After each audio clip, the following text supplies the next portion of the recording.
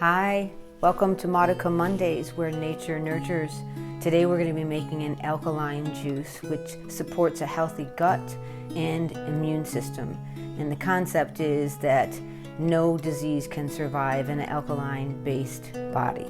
So we have a bunch of parsley, we have a bunch of kale, 2 apples, a few stalks of celery, 1 cucumber, and 1 lemon.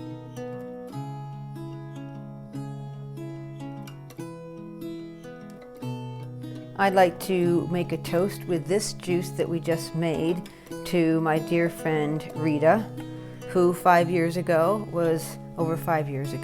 was diagnosed with pancreatic cancer, given a 5% chance of survival, and through her journey of wellness and dedication, this was part of your pathway to health. Right, Rita? It was. Here's to you. Cheers.